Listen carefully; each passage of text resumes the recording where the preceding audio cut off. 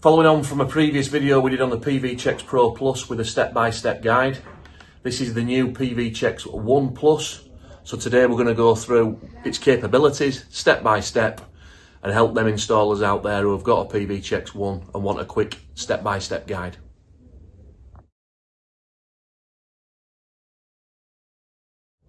So section 1 of the video is basically the panel data. The panel data is so important to get right. So we need to scroll down on the PVCheckS One to the bottom page, and as you'll see there it says PV mod database. We press enter to go into it. We scroll to the top there. As you can see, it's set to default.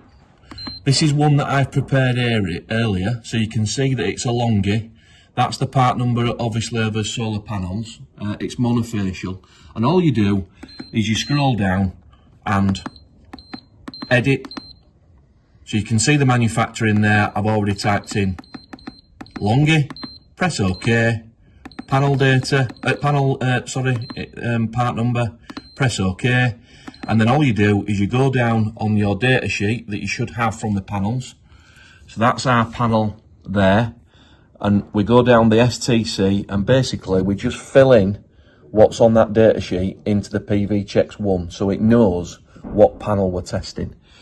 And as you can see there, I can just scroll up and scroll down. So that one's 39.43. Once you've done them all, you press save, and that data is saved. And once it's done, that's it. You can put up to 999 panels in there, and that's the panel data. Enter it into the PVCheckS One.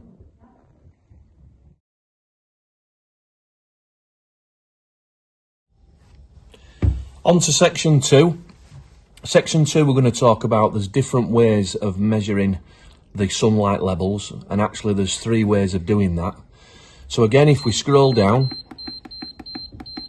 into the settings, enter, and then we scroll down to irradiance and temperature. So there's 3 ways of doing it. So at the minute it's set to remote unit, where I would use the Solar 03 and connected the HT305. So that would connect into there, and then the temperature module would connect into the 4th one. The 2 spare ports here is if you were to test in bifacial panels, and what I would need then is an extra 2 HT305s that would sit at the back of the panel. So one would sit at the upper back and one would sit at the lower back, and that's for accuracy, and one would sit at the front if you were testing bifacial panels. So that's what you would need if you're selecting remote unit.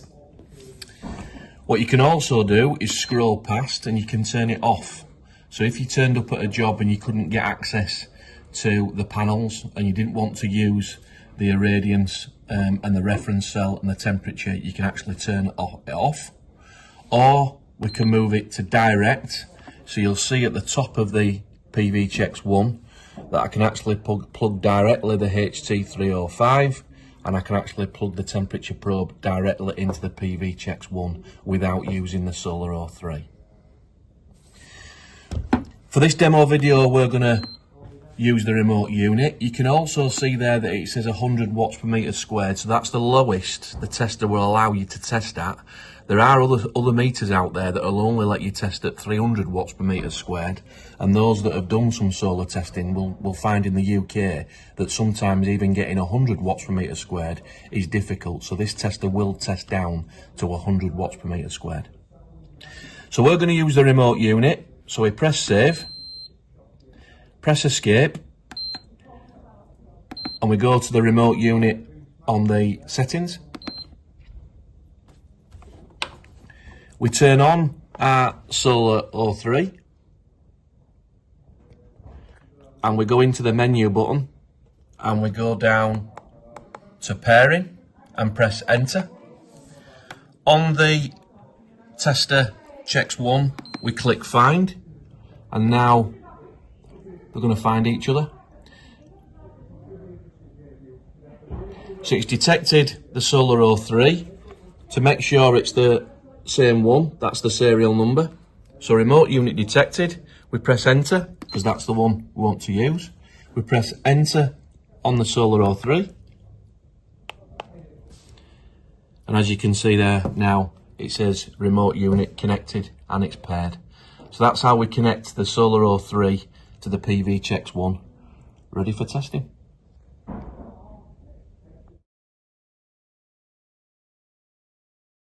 So this is the IVCK test, and basically this is just setting up our testing procedure before we actually go on to the panels. So we click IVCK test and we click the up button, and at the top there, you remember in section 1 when we talked about the panel data, so you can see that I've got my longy in there and obviously all the panel data that we entered earlier.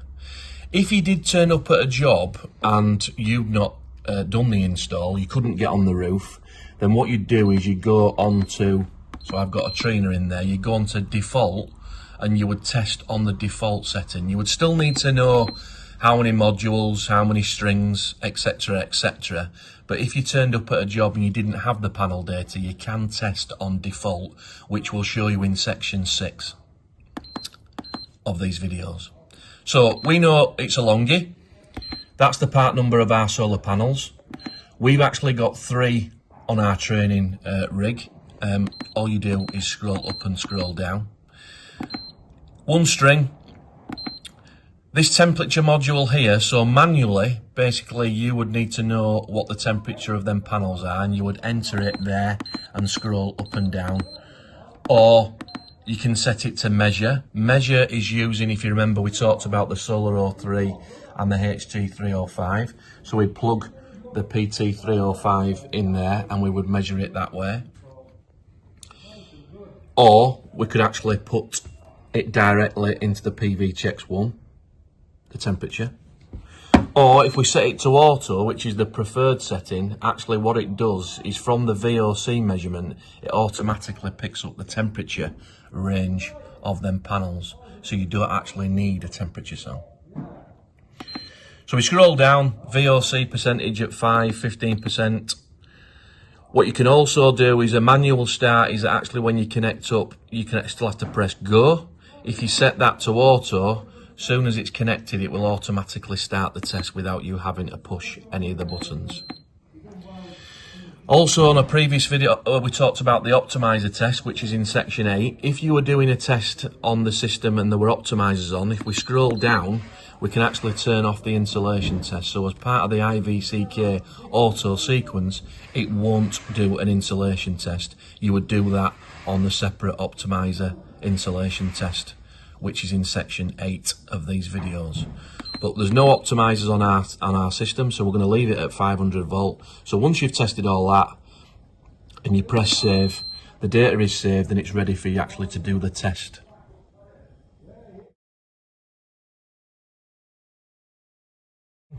As you can see, we've got the positive and the negative plugged into the CheckS One, and as you can see, we've gone into our connections here on our training rig, positive and negative, and then the green would go to the main earth in the building, and if your rail is earthed, the blue lead, as you can see, we've connected that onto our rail on our training rig. So the lead configuration is done and we're ready to do a test.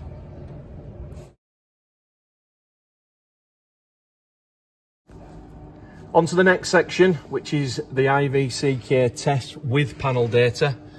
So we scroll down to IVCK test. We're going to do a 500 volt insulation test because it's not an optimized system. We've been through all this panel data, we've put as number of strings in, so everything's good to go. So we press go to where it click, let go, and it'll go into the VOC and ISC. So you can see they've come in as good. Reason why it's bleeping is it's doing 10 tests now, so there's different varying lighting conditions. There could be clouds coming over, and it takes an average of them 10 tests. There is other test equipment out there that only does one snapshot. Yeah, it's quicker, but is the result accurate? We're not so sure, so we prefer to do the 10 tests. So it's just doing the insulation test now, and then it'll move on to continuity. So far so good.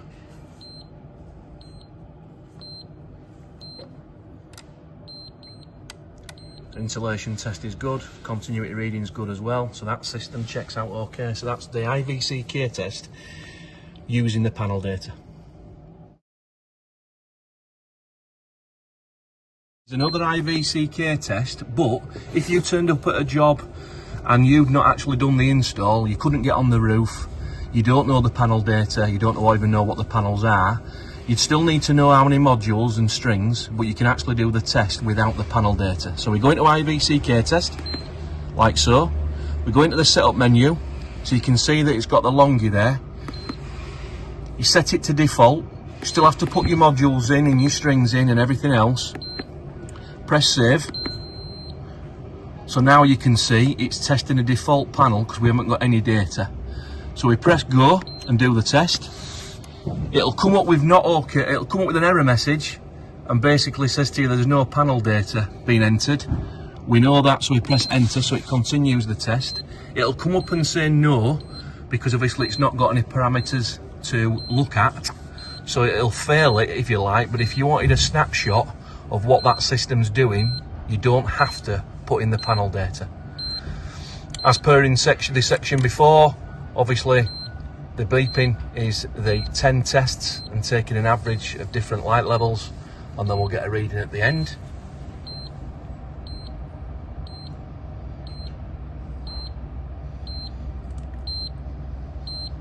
So it's still good values on VOC and ISC. We've got an insulation and we've got a continuity reading. So that's how you do an IVCK test when you haven't got the panel data to hand. As you can see on the PVCheckS One, if we scroll down, we have now the brand new optimizer test, which is basically an insulation test on a system with optimizers present. So we enter into the optimizer. We click the up button to go into the setup. So there's two types of optimizers. There's standard optimizers, but there's also rapid shutdown optimizers. And in the past, you've not been able to test any optimizers, and certainly not rapid shutdown. So rapid shutdown like Tygo, like Solar Edge, for instance. So if you're on a system and it is one of them two, and it's a rapid shutdown, you can see there we can go down to on. If you turn it off, it removes that bottom menu. So we want it on because we've got an optimized system. You tell it basically how many optimizers there are. So let's say there's 15 optimizers on this job, and they're all at 1 volt. And then to save that, would hit the save button to do the insulation test. Now, if you've got an optimized system where there is 31 optimizers, and they're all at 1 volt, the actual tester will stop you from doing the test. So on an optimized rapid shutdown, it'll only allow you to do up to 30 volts. So what you'd have to do is split the optimizers down into maybe two, a 15 and a 16, to be able to do the test. If it's not a rapid shutdown, then we turn it off. You've got the test voltage there, and basically connect up, press go, and it will do the test on the optimized system. That's how you use the PVCheckS One on the optimizer setting.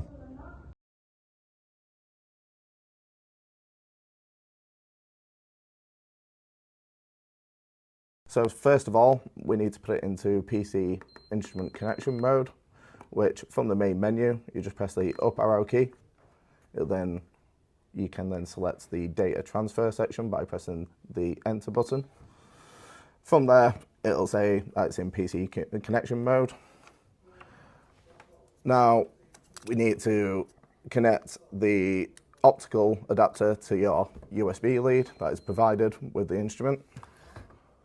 And it connects on the right hand side of the instrument, like so. From there, you need to open the top view software, which you can see. Right, once you've got the instrument in PC connection mode, you then open top view and select the PC instrument connection function, which is here.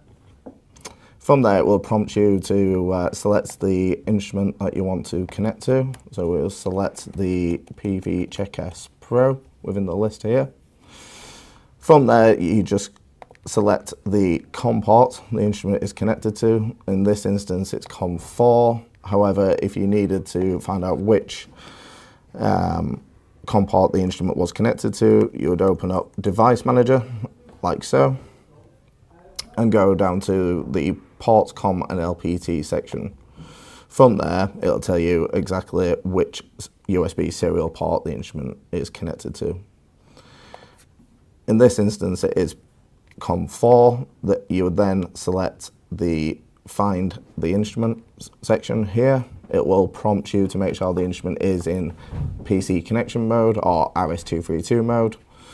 Just select OK. From there, it will ask you, do you want to then add the instrument to the instrument list? As you do, you just press yes.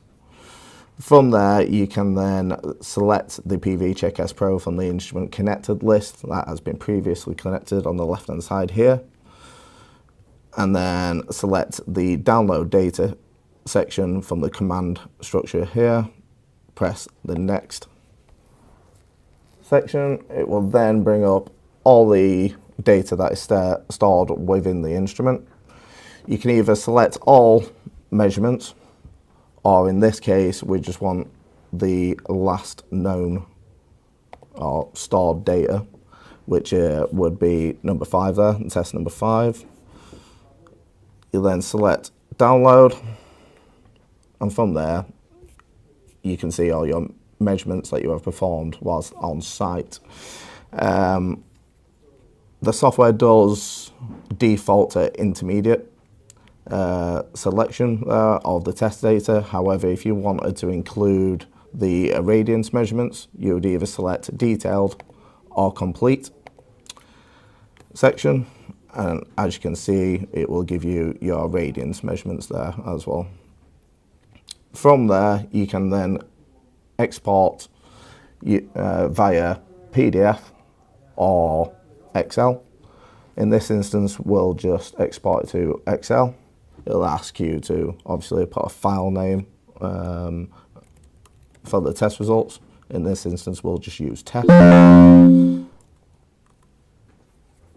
And as you can see, it will then export all the data downloaded from the instrument to Excel. You can then copy and paste this into your relevant software you would use, or reporting structure that you would use. Thank you very much.